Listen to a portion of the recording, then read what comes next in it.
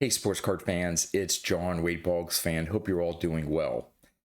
Around this time last year, I did a video in which I did a recap of my goals for 2024 and set new goals for my collection and channel for 2025.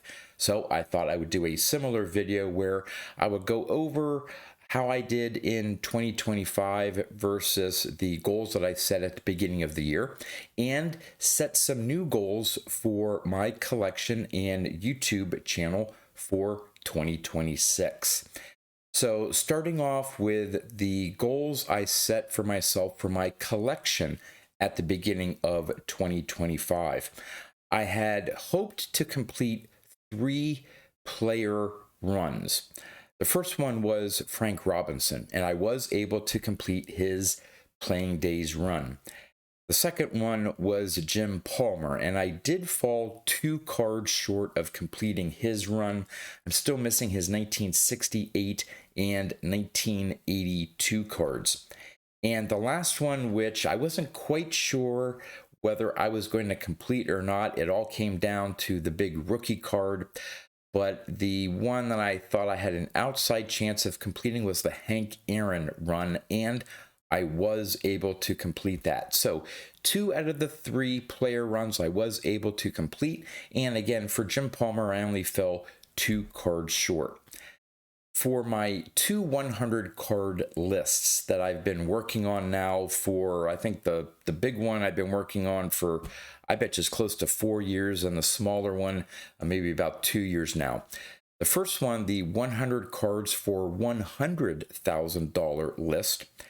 I was hoping to be able to pick up 7 cards and figured that those would probably be national pickups. That's where I have the largest budget to spend on cards at any given time. So I thought I would be able to pick, well, I was hoping to be able to pick up 7 cards off that list to get me to a total of 62.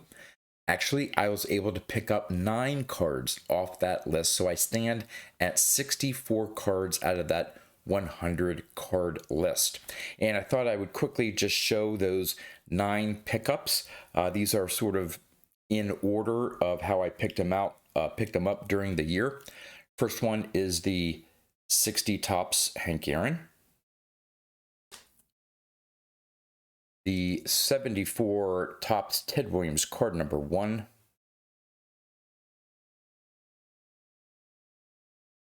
'51 Bowman Whitey Ford rookie. These are starting to get into the national purchases. The 55 Topps Ted Williams.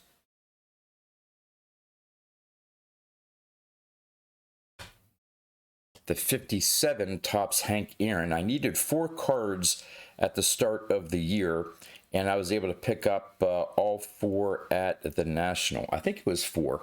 However many there were here. But the next one is the 60 Topps Willie McCovey rookie card.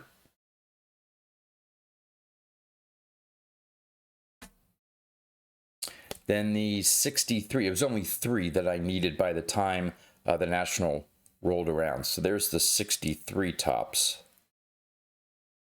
And then my second biggest pickup at the National, of course, was the 59 Topps Bob Gibson rookie card.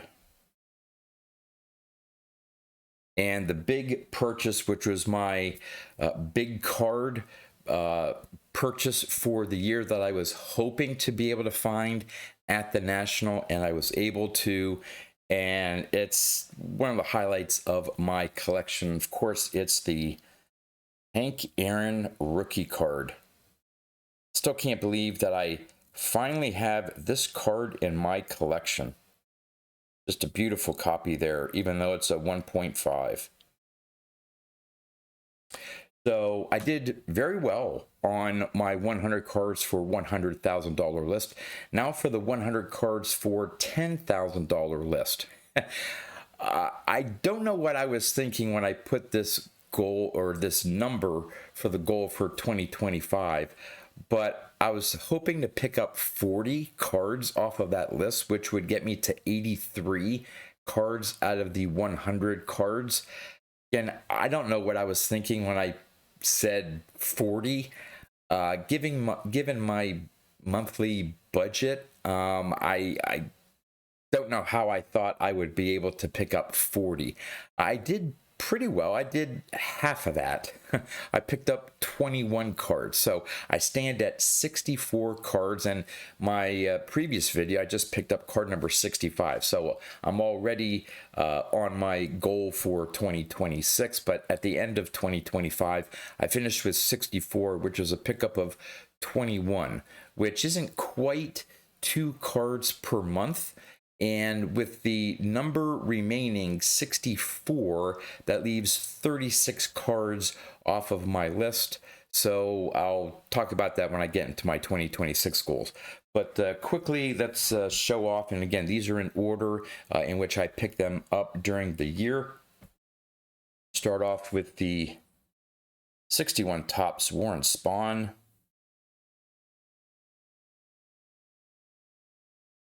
The 60 Topps Yogi Berra. This was a Strongsville purchase.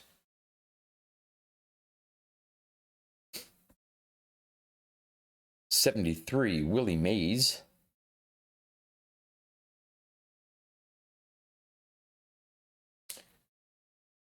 '74 Johnny Bench.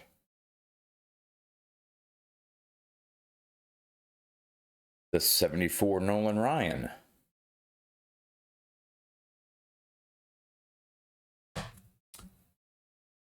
The '71 Frank Robinson.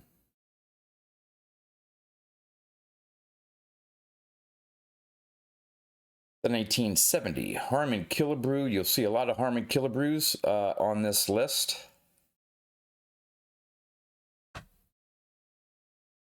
'73 Roberto Clemente.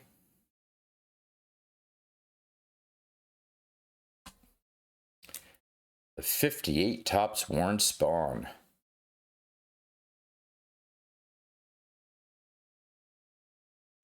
The '61 Topps Frank Robinson.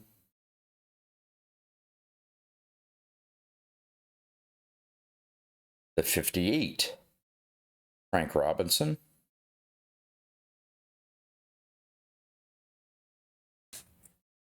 The '65 Harmon Killebrew.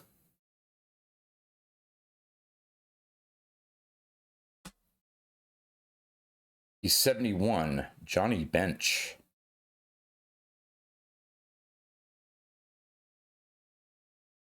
'67 Jim Palmer.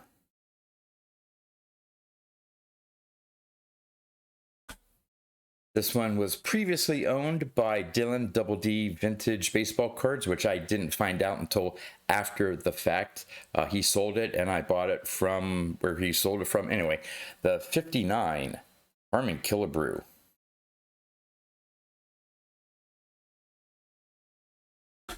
Then we have the '69 Rose.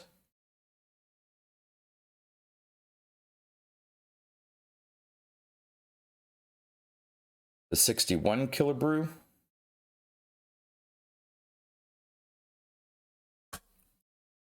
The '60 Killebrew.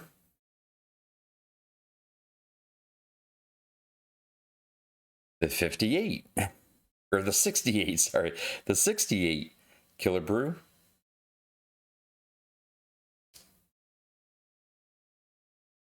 The '67 Killebrew.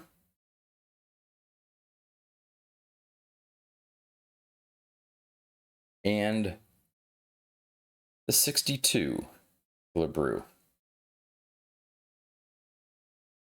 So those were the 21 pickups there for the year. I think that was it. Actually, the '67 was the newest one for this year. So this was actually a 2026 pickup. So the other ones were 2024. I thought this one was the newest pickup, but all right.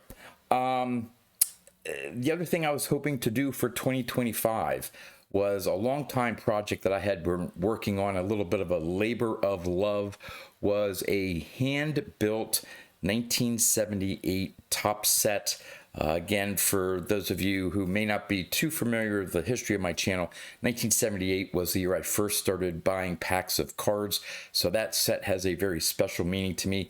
And I wanted to put together a set card by card and have really nice examples that if they were to grade would probably grade maybe at least a 7.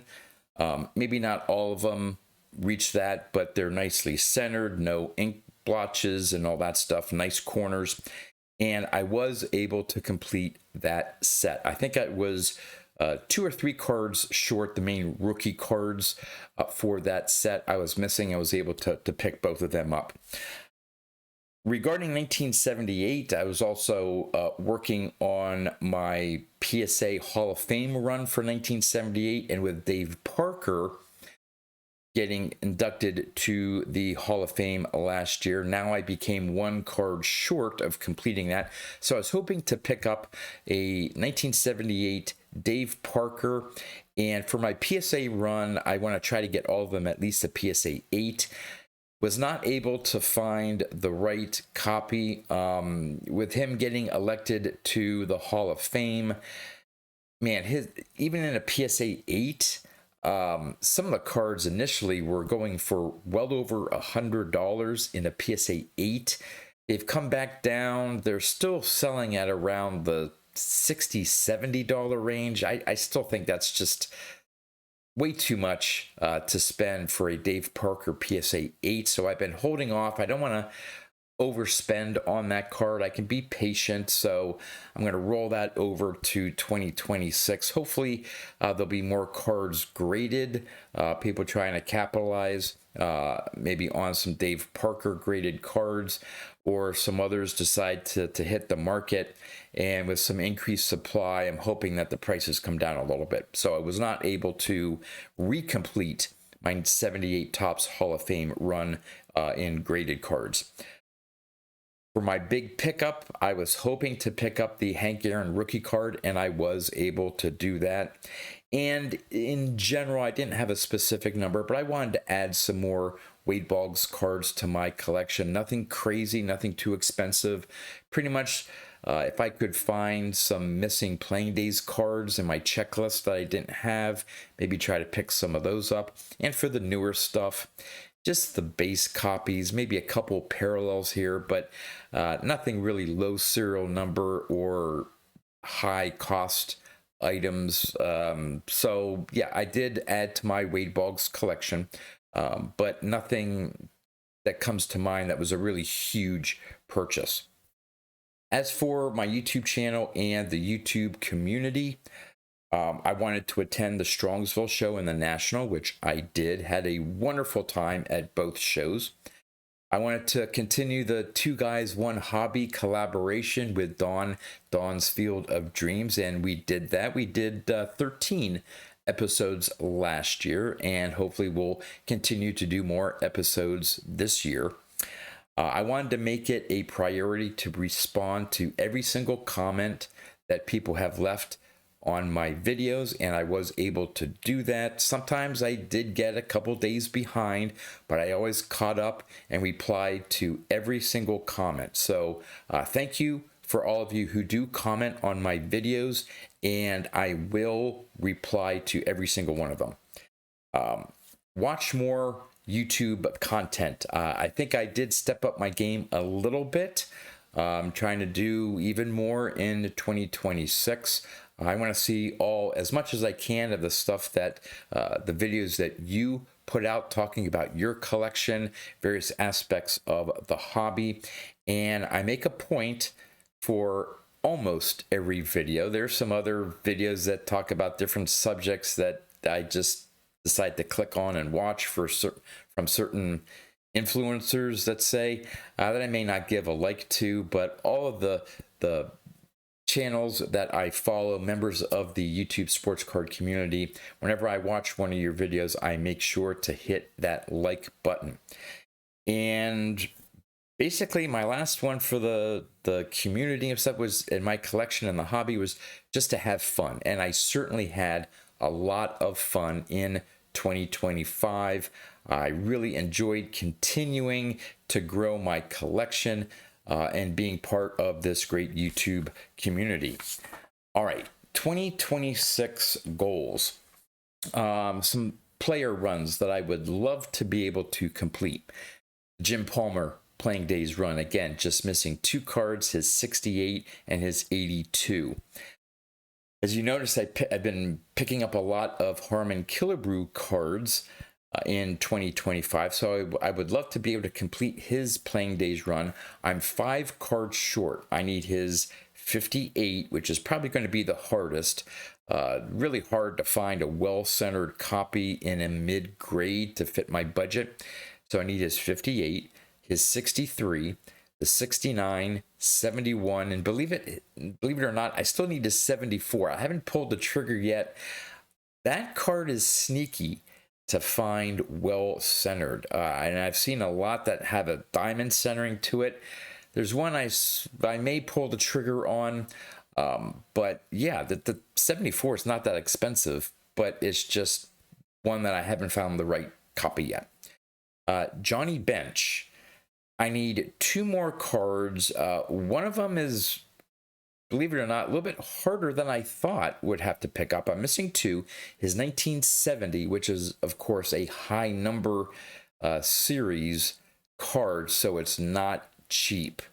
And I haven't seen a lot pop up on eBay. Maybe something that I'll look at the Strongsville / Independence show this year or the National. But I'm missing his 1970 and his 1981 Topps card, believe it or not. PSA 9 is crazy expensive, like over $100 or something like that. But a PSA 8 you wouldn't think is, well, it's not expensive for PSA 8. But I've been noticing that for the PSA 8s, down at the bottom, just like some of the 1978 cards I was having difficulty with, his card often has some ink blotches down at the bottom of the card, and I want one that's nice and clean.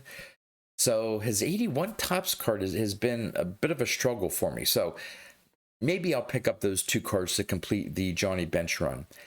An outside shot of a 4th player run would be Tom Seaver. I'm only missing 1 card, which happens to be his rookie card.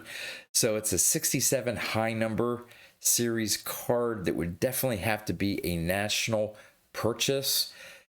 So we'll see. That may be something if I find, depending on how I spend my money at the national, could be one that I look for. Again, would have to have the right eye appeal. Mid-grade copy, nothing crazy, but his rookie card isn't cheap.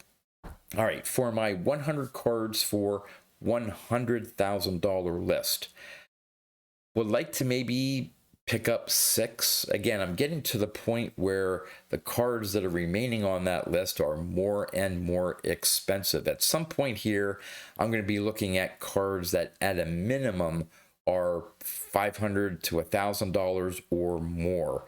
So it's basically going to be picking these up at the national. So it depends on what I buy, how I'm able to stretch my funds. So I think 6 is a decent number to try to go after. That would get me to 70 total, which would be a nice total to get to. My ultimate goal is not to get all 100. There's a 52 mantle on there. So realistically, if I can get to 90, maybe pushing 95 someday, I would think that would be a great success. For my 100 cards for $10,000 list, I figured I'd take the 36 remaining cards and spread it out and say this is a 2-year plan to try to complete that project. So 18 cards, a little over 1 card a month. I think I could do that. I did 21 last year. So that would get me to 82, leaving 18 cards remaining maybe for 2027. But I think a safe target would be to try to come up with pick up 18. Of course, as I'm going through that list, the cards are now pretty much at a minimum $100 or more that I'm going to have to spend. So if my budget, you know, one a month, one and a half a month is probably going to be pushing it. So for my 78 Hall of Fame run, still maybe hopefully pick up that Dave Parker.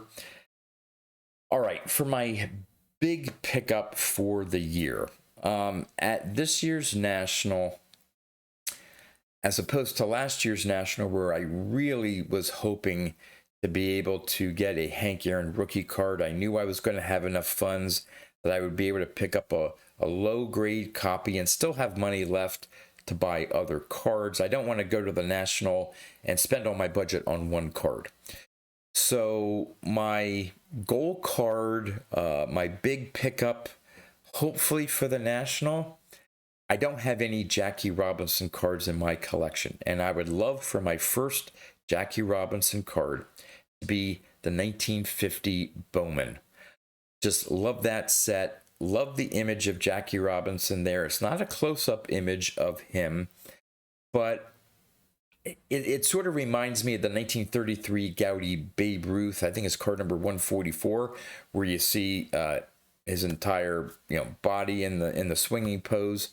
That card reminds me a lot of the 50 Jackie Robinson. You have the stands in the background. I think it's just a beautiful card. So that would be an amazing card to add, especially for my first Jackie Robinson card. But with that said, it's not one that if I don't get at the National, I'm going to be super disappointed. I would have to be a low-grade copy, so it would have to have the right eye appeal. There's going to be some issues with the card, and it wouldn't have to affect the main image, so we'll see. But if that doesn't happen, there are plenty of other cards I still have on my 100 cards for $100,000 list that I could go after. The Tom Seaver rookie card, maybe a Nolan Ryan rookie card.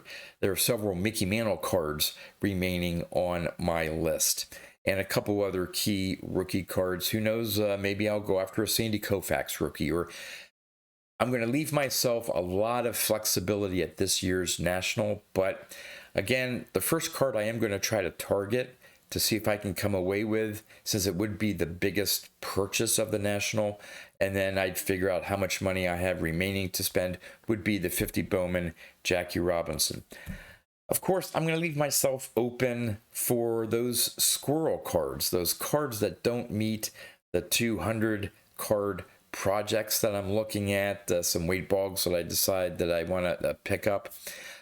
Just some other cards would most likely be Hall of Famers to go toward my larger project of getting all the Hall of Famers from every set from 1948 Bowman to 1980. So I may find a card here or there that maybe is not very expensive that I can pick up and check off that larger list.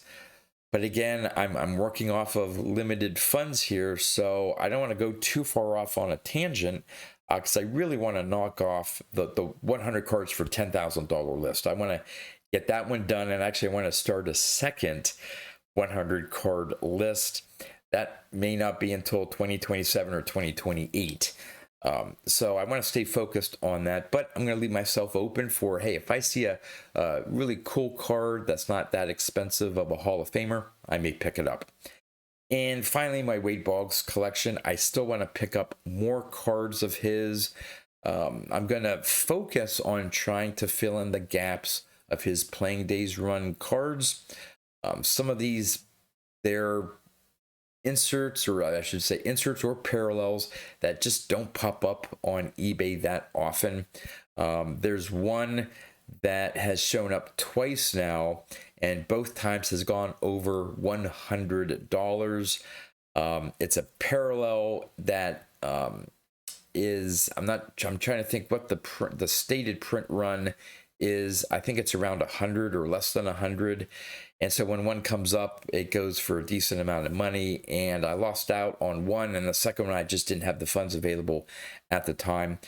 For the newer stuff that's coming out all the time, in fact, I just updated my Wade Boggs checklist, and primarily due to Leaf products, I added at least 1,000 Wade Boggs cards to my checklist. So I'm sure in 2026 there's probably going to be another 1,000 cards made of Wade Boggs with all these different parallels and stuff. I'm not going to try to go after all these low serial numbered stuff. It's going to be base cards, maybe some colored parallels. If they are serial numbered, it's going to be high serial number cards. If I do splurge and decide to pick up an autograph card, it would have to be an on-card auto. I'm at the point now with my collection that I have so many autograph Wade Boggs cards. A lot of them are sticker. I want to try to avoid the sticker autographs. So if I do pick up any autograph cards, they would have to be on card. All right, wrapping things up here for my channel and the YouTube community for 2026.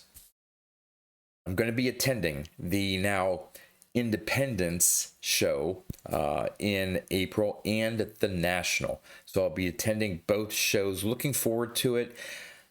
I know there's some concerns about all the changes with the former Strongsville, now Independence show. I'm going in with an open mind. I know I'm going to be hanging out with my friends from the YouTube community. So that's what I'm keying things on, and hopefully, be able to pick up some cards.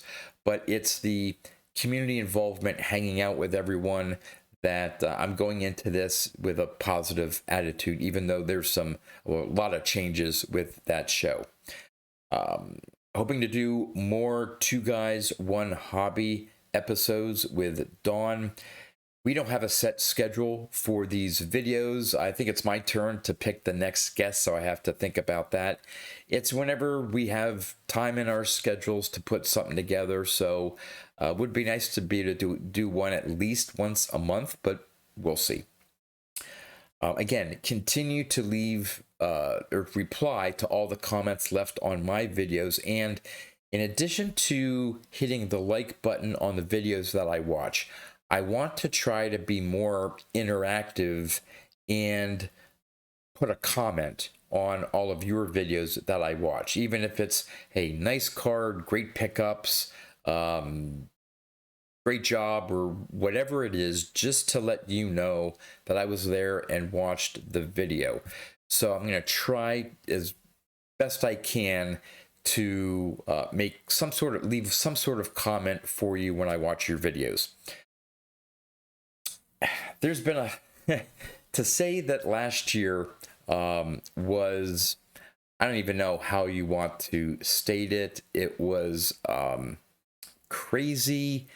It was, there was a lot of drama and just different things. Just in a lot of cases, there's a lot of negativity out there in the hobby last year. You have collectors acquiring both SGC and now Beckett. You had the auction houses, you had shill bidding, all that stuff. My goal for my channel in 2026 is to be a no drama channel. So you're not going to see me posting videos about the latest scandal or this going on or that going on. If I do make any type of comments, they're going to have a positive spin to them. I don't want to get involved with any of the drama or things going on. That's not to say that I wouldn't have any concerns about what may happen this year. Who knows what's going to take place this year, figuring in what took place last year. But I don't want my channel to get involved with, so chances are you're not going to see any rant videos where I complain about this or whatever. So I'm going to try to do my best to have my channel to be a no drama channel, and everything hopefully have a positive aspect to them, whether it be my pickups, top 10 videos, whatever it is. If there is some commentary, hopefully it is in a positive light. Collaborations. Would love to be involved with more collaborations this year with my fellow YouTubers. I don't have any specific plans of starting a collaborative video series beyond the Two Guys One Hobby, at least at this point. But I want to leave it out there to let you know that would be happy to join any one of you on one of your videos, live streams, what have you. If you would like my opinion on stuff or have me on as a guest, would love to do that. So feel free to reach out this year. Would love to get involved with more collaborative videos with other YouTubers this year. I've been doing, and I think I've been doing it every week in 2025, I believe so.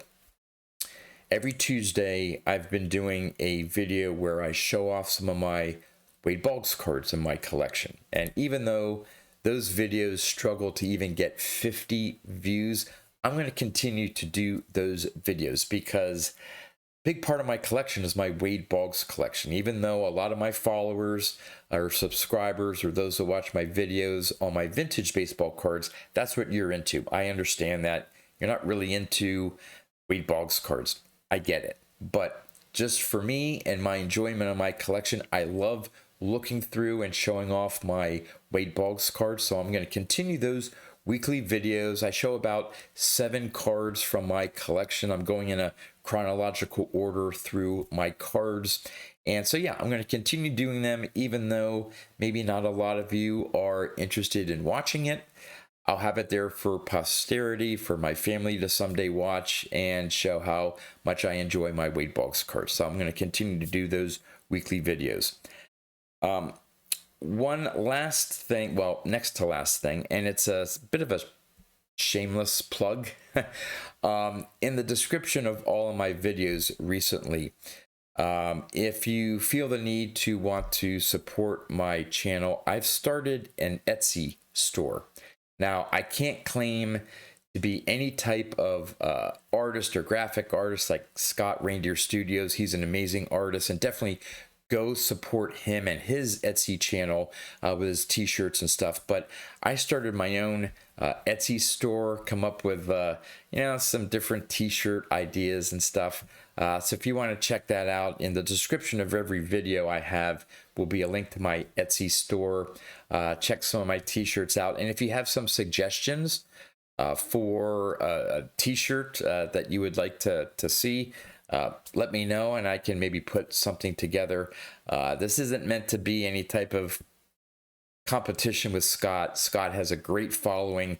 He has some great t-shirts. Definitely go check out Scott's Etsy store and support him and his channel. But I decided to, put something together. I think I have about 20 or so t-shirt designs. So again, if any of you are interested, you can check that out. And finally, just like I had as my goal for 2025, my goal for 2026 is to have fun and enjoy the hobby. Again, try to get through this year with blinders. There's going to be stuff going on in the hobby that in most cases is not going to affect how I collect and enjoy the hobby. And I'm not going to let that bother me. I'm going to focus on my projects, picking up cool cards, and interacting with all my friends out there in the YouTube sports card community. Again, really looking forward to the Independence show and the National. I may throw in another show. I don't know. Chances are I probably won't do another show, but you never know. I don't want to say never. So who knows? Maybe I'll be able to attend one of the Philly shows. We'll see how the year goes. I may not have a lot of money to spend for cards if I go to another show, because I mainly save up during the year for what was Strongsville and the National, but we'll see. So yeah, that's my 2025 recap. I think I had a great year, definitely had a great year, no doubt about it. And looking forward to 2026 and continuing to grow my collection. So we'd love to know in the comments what you think about my goals for the year. And yeah, that's all I have for you now. So until next time, thanks for watching.